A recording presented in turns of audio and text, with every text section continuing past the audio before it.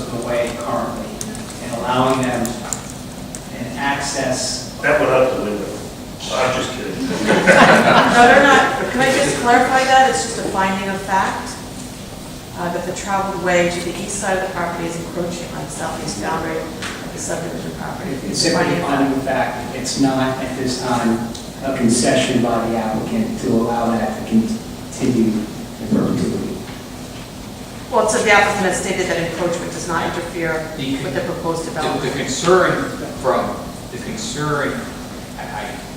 I would suggest the commission would have is whether the purported encroachment on that southeast corner interferes with the proposed development.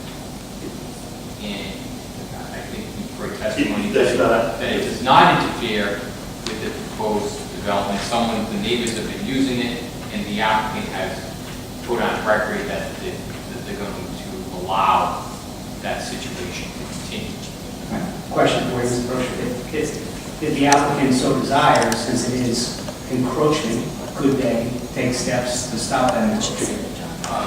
Again, I would leave the answer to Mr. Murphy, but if someone's encroaching on your property, obviously the property owner would have legal rights generally to exercise their property rights as may the person encroaching. I can tell you now, based on my discussions with Mr. Ostergaard, the head of Church Community Housing, is their intention to grant permission to the Jeunesse lot to use that cut across the property. And that's totally outside of the purview of this application. That's a use by permission. Okay. Any other points on this to discuss, any commission members? I just have one question about drainage. Since you're not putting the infiltrator units in, and you're going to be directing the water to Elwood Street, is there any issue that if there were more paving put on this property, that it would be there is insufficient public drainage, I'll say, for that water? That's a major study that would have to be done for the public system. Speaking with Mike Gray, most kind of feel that there's very little runoff that's going to come off that property, and that to have that go to Swinburne ultimately on Main Road, it is very insignificant. So, Mike, I guess I was thinking back to, should there be some condition that there be no additional paid services other than what is designated in the plan currently? I guess the only caution I would have is if they want to put a sidewalk in or something, front towards the street or something, then you will be able to do that.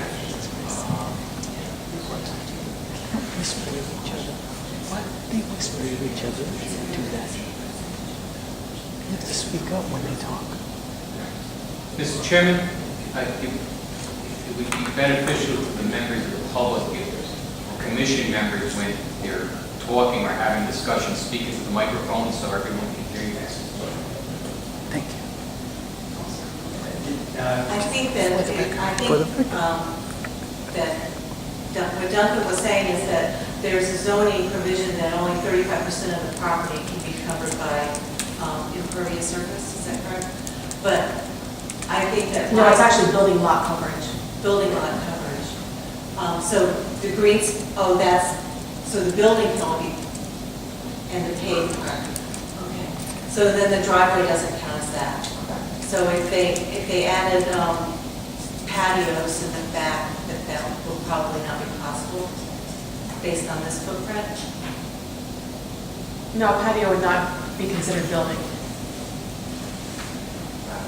My suggestion would be if they provided any more impervious area, a driveway, a patio, or a walkway or something, then make that it's directed to Swinburne and not to abutting properties. That way there, if they do pave their driveway, make sure it goes up to Swinburne. I think, Mike, it's similar to any other lot in town. So you have the right to pave your driveway and so forth. There's certain provisions. that you can't increase the flow onto neighbor's property, and so forth. But, I mean, those are written, Those are generally applicable. yeah. I think it would be, in my opinion, it would be a mistake to burden this applicant with that type of restriction that would not be imposed on anybody else owning property in the town of Jamestown. You can, as a matter of landscaping your lot, create brick patios, concrete walkways, things such as that. You are not allowed to dump water onto your neighbor's property as a result of that. So if that occurred, then the neighbors could come and I just don't think it ought to be addressed with an express prohibition or condition. Mike, I just want to reiterate my earlier point. You didn't do a calculation for the shed roof areas, did you? No, the original calculations that we provided were just for the proposed buildings, 924 square feet each, I believe. Right, right. Because there is, I mean, there's a fairly large area encompassed by those two shed roofs, and Correct. including, and not, I mean, not even including the driveway that leads to it, which at this point is an impervious surface. Right, you know, it was hard to, because we knew the driveway, the shed weren't going to be taken down and not used, I kind of just tried to be a little conservative and just said, all right, this is a new footprint for a building, we're going to take this runoff at the time, putting it into the infiltration system and so forth. Having taken the infiltration system out, I think that the swales, 3 swales along each property line will ensure that possible that there's no water going onto that the neighbor's property, and it is directed to Swinburne. That any additional pavement that may be created with a patio or somebody puts in a gazebo in the backyard in the future or something, would ultimately go to the swale, and the swale will be directed to Swinburne. Back to the commission. Before we close the public hearing, just a couple of questions for the commissioners.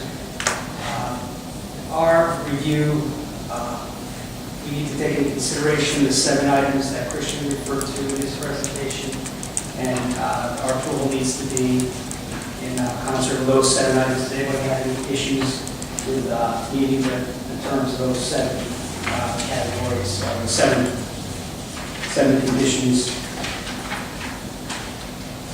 including consistency with the comp plan, compliance with zoning, subdivision regulations, integration, which is not applicable in this application, impacts on the environment, impacts on health and safety, public street access, and physical constraints to building. Anybody have any issues with those 7? Okay. Does anybody have any issues with the relief being sought by the applicant?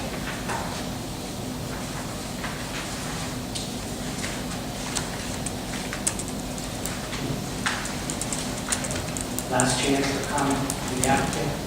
Last chance for public comment, questions, anything? Yes? Is there a concern that you don't know where the water and sewer hookup is? I heard that mentioned that they're not sure where the existing house hooks up. Well, I think that, I would say, I think that's been addressed, and I'll refer that to Lisa, but I think that's been addressed that in some ways this is a good thing because now we're going to know. Well, they know where the existing house is because, But they don't know where it connects out. that's right, and the new structures will connect directly out into the street. But you So know it where the will only become an issue if the existing house is not rehabilitatable and they build a new house.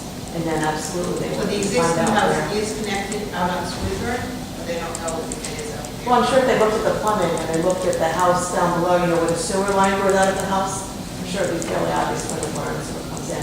Mr. Page has something to say about that. The existing home, Don Page, I'm going to put it to the land. The existing home, the plumbing was replaced, I don't know how many years ago, because it's all rotted out. It goes straight up to the front. I guess if you look at the house, it would be the right-hand corner. It goes straight up to the front. That's what the sewer is at least. And as far as the water, I believe it comes in on the opposite